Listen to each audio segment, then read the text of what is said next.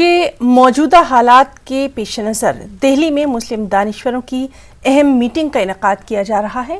سابق رکن پارلیمان محمد ادیب نے اس موقع پر کہا کہ آج ملک کو بچانے کی ضرورت ہے، کیونکہ نوجوانوں نے اگر اسلحہ اٹھا لیا تو ملک برباد ہو جائے گا۔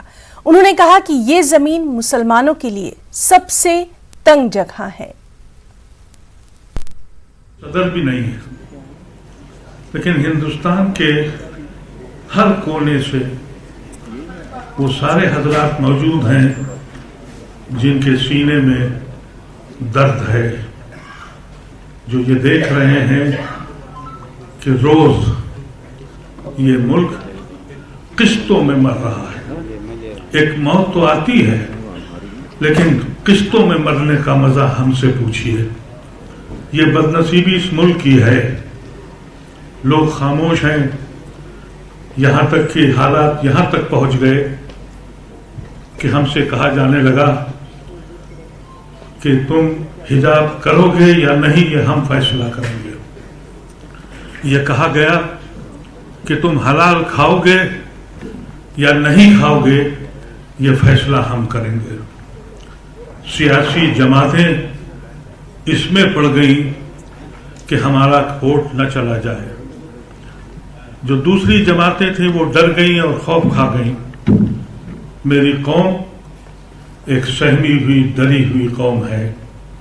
آپ حضرات آئے، آپ کا شکریہ۔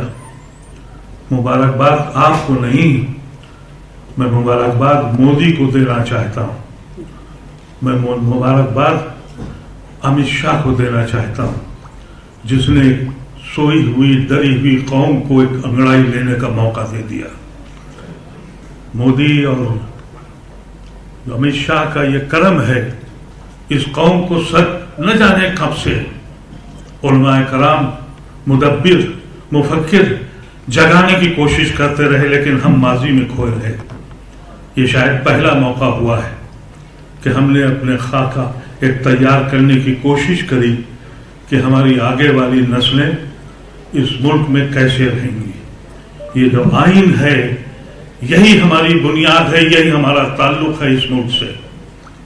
اگر آئین چلا گیا تو نہ یہ ملک بچے گا اور نہ ہی ہم بچیں گے۔ کوئی تو ہے آگے جو بڑھے۔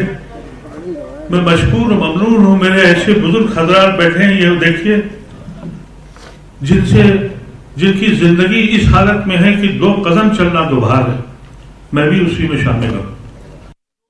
اچھی بات یہ ہے الحمدللہ کہ مختلف سیاسی پارٹیوں کے ذمہ داران بھی یہاں تشریف لائے ہوئے ہیں۔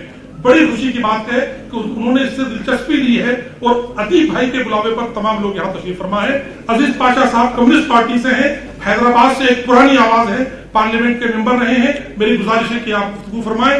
اس کے بعد ہمارے بیچ ایک اور مضبوط نوجوان امروہہ سے پارلیمنٹ کے آنریبل ممبر بھائی کنور دانش تشریف لا چکے ہیں، وہ بھی آپ کے سامنے خطاب کریں گے۔ محترم عزیز پاشا صاحب، بہت بہت شکریہ۔ جب ہمارے ادیب صاحب کا دعوت نامہ ملا تو میں نے لبیک کہتے ہوئے یہاں پر پہنچا۔ میں تو سمجھ رہا تھا کہ ایک ڈیلیگیٹ کی حیثیت سے بیٹھوں گا، نوٹس لکھتے رہوں گا، مگر جب مجھے یہاں پر بلا دیا گیا ہے برے کے 2-3 بات میں آپ لوگوں کے گوش گزار کرنا چاہوں گا۔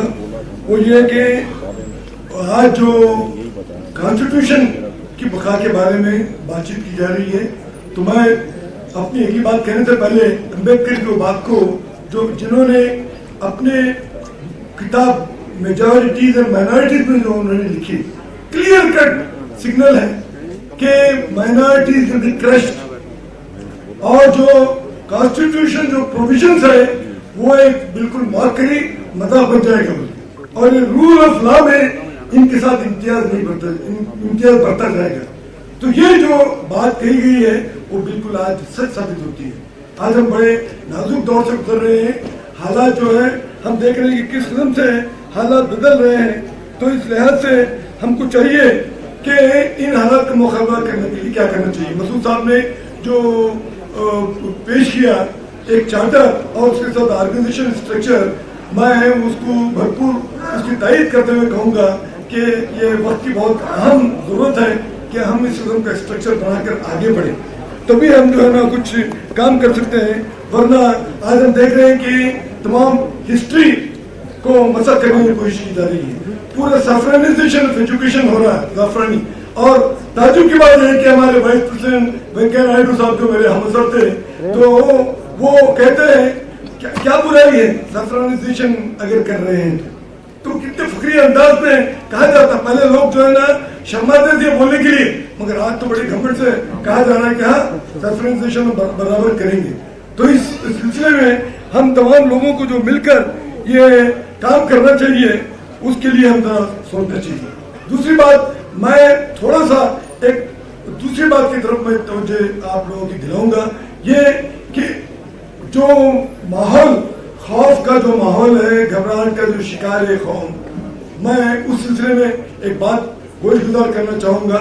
अगर माजरत के साथ, मैं कोई अंडरस्टिमेट नहीं कर रहा हूँ, अमृता सेन जो नोबेल लॉरिएट, उन्होंने जो लिखा सदियों से हिंदुस्तान में जो ना हेटेरोडॉक्सी, यानी हर चीज पे हाँ बोलने की बात नहीं है, हर चीज पे हुज्जत और इसके खिलाफ बोलने की बात है। तो आज हिंदुस्तान का मिजाज जो है क्या सिर्फ खाली 10 साल में बदल जाएगा? लोग जो है, चूंकि आजकल जो मीडिया, गोदी मीडिया, और एक बात आपको मैं कह दूं, 140 करोड़ यहाँ पर जनता है। रोजाना कुछ न कुछ दुर्घटना अगर होती है तो ये हमारी व्हाट्सएप यूनिवर्सिटी पे और तमाम ये जो आता है, आने के साथ ही लोगों में खौफदारी होता है। अरे हिंदुस्तान इतना बड़ा मुल्क है, 140 करोड़ लोग हैं, कहीं ना कहीं छोटी मोटी दुर्घटना होती है, तो उसके लिए हमको इतनी घबराहट की जरूरत नहीं है। मैं